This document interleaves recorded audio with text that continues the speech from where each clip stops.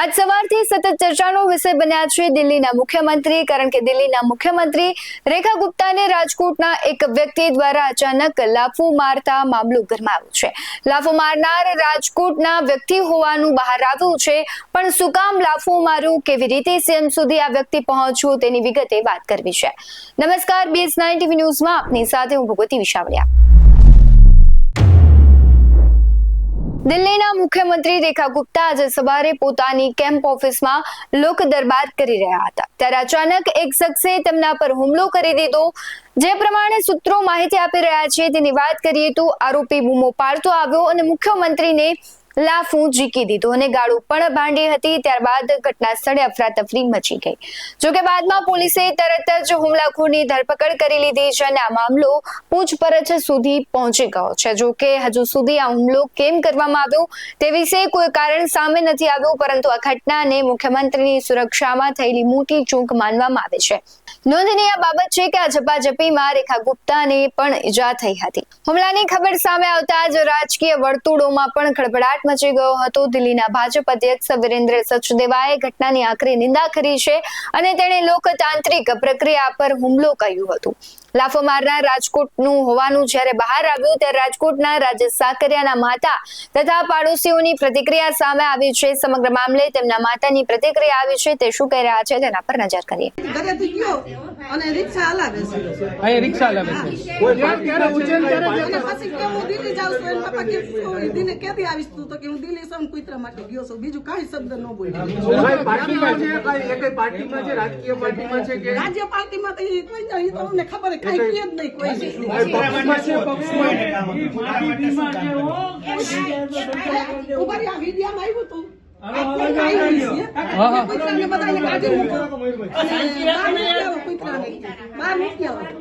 એટલે અરે પણ ભૂલ તો માથે નો નાખ્યા નંદુમારભાઈ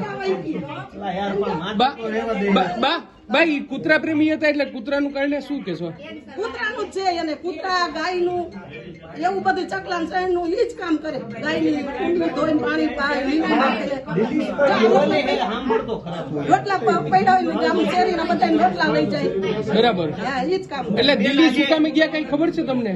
દિલ્હી શું કામ ગયા કઈ ખબર ના, છે? ઈ કાંઈ ઉજ્જૈન માટે ગયા એમ ખબર। પણ ઉજ્જૈન તું વચ્ચે યાર, હવે બધાય પૂછે પણ તારે પૂછવું પણ હું કઈ લોજિકલી તો પૂછી યાર, ઉજ્જૈન નું વચ્ચે ગયા કેદી ગયો તો જાણવું પડે।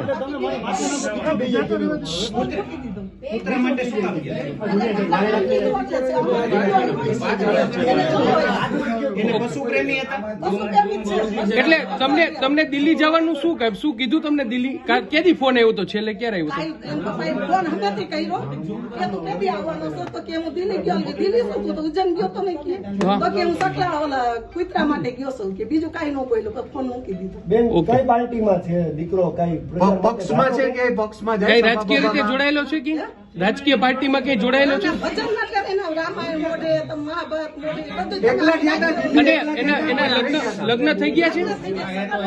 કેટલા છોકરા? એક જ દીકરો 17 વર્ષ। અહીંયા રહીએ છે કે અમે ભેગા જ છીએ બધા ભેગા છે? ઓકે, કોઈની હારે ગયા છે દિલ્હી? ભાનુબેન, ઓકે। રાજકોટમાં રહેતા રાજેશ ખીમજી નામના 41 વર્ષીય વ્યક્તિએ છે તે દિલ્હીના મુખ્યમંત્રીને જાહેરની અંદર ફડાકો માર્યો ને તે બાદ જે ધમાસણ થઈ ત્યારે એનું ઘર હું આપને દેખાડીશ કે જે રાજકોટ ખાતે આવેલું છે। રાજકોટ ખાતે આવેલું આ એમનું ઘર છે કે જ્યાં તેઓ વર્ષોથી રહેતા હતા।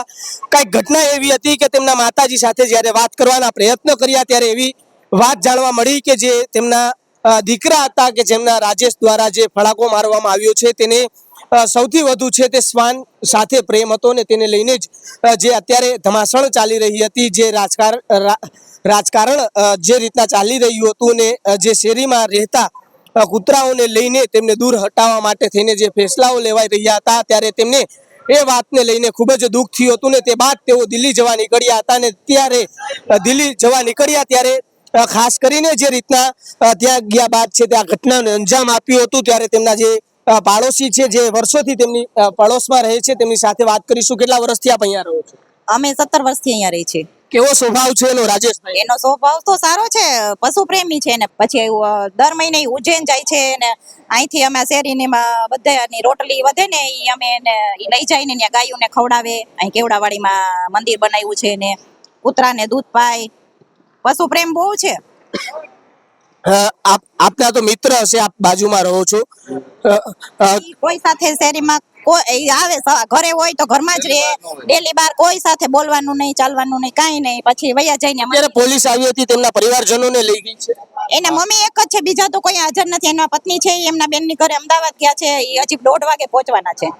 હજી ચોક્કસથી તેમના પરિવારજનોને પોલીસ છે તે અત્યારે લઈને જતી રહી છે. બીજી તરફ વરસાદ ચાલુ છે, વરસાદ વચ્ચે પણ પોલીસ છે તે તેમના પરિવારજનોને લઈને અહીંયાથી નીકળી ગઈ છે. ત્યારે આ જે ઘરના દ્રશ્યો મેં આજે આપને દેખાડ્યા, આ એનું જ ઘર છે કે જેમને દિલ્હીની અંદર જાહેરમાં છે તે મુખ્યમંત્રીને ફડાકો ઝીક્યો અને તે બાદ જે રીતના આખી ધમાસણ છે તેની શરૂઆત થઈ.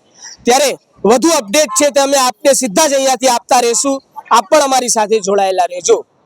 Reporter Sahil Chhappa, BS9 TV news, Rajkot. તેમણે કહ્યું કે મારો દીકરો પશુ પ્રેમી છે, કૂતરાના કેસ મામલે દુખી હતો અને રાજકોટના કોઠારા વિસ્તારના રહેવાસી રાજેશ ખીમજી સાકરિયા જે રિક્ષા ચલાવવાનું કામ કરે છે તેની માતાએ કહ્યું છે કે મારો દીકરો કૂતરા પ્રેમી છે, એટલે દિલ્હીમાં સુપ્રીમ કોર્ટે કૂતરાઓને પકડવાનો જ્યારે આદેશ આપ્યો ત્યારથી તે ખૂબ જ ગુસ્સે હતો.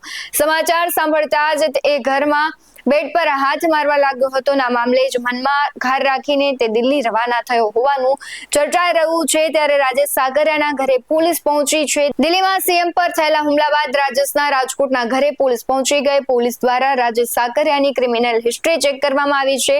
રાજેશ કેટલા સમયથી બહાર રહે છે તે બાબતે પણ તપાસ શરૂ કરવામાં આવી છે. આડોશ પાડોશના જે લોકો છે તેમની પણ પોલીસ પૂછપરછ કરી રહી છે. ત્યારે સમગ્ર મામલે હવે સત્ય બહાર આવશે કે શું કામ કરવામાં આવી છે, જે લાફાકાંડ થયો છે તે શું કામ કરવામાં આવ્યું, કયા કારણોસર કરવામાં આવ્યું. ત્યારે રાજેશને જ્યારે પૂછપરછ કરવામાં આવશે ત્યારે ખબર પડશે કે કયા કારણોસર સમગ્ર ઘટના ઘટી છે. આવા જ વધુ અહેવાલો સાથે ફરી મળતા રહીશું. તમે અમારી YouTube ચેનલને સબસ્ક્રાઇબ કરવાનું અને Facebook અને Instagram પર ફોલો કરવાનું ભૂલશો નહીં. બાકી અવનવી અપડેટ્સ મેળવવા માટે જોતા રહો BS9 TV ન્યૂઝ. નમસ્કાર.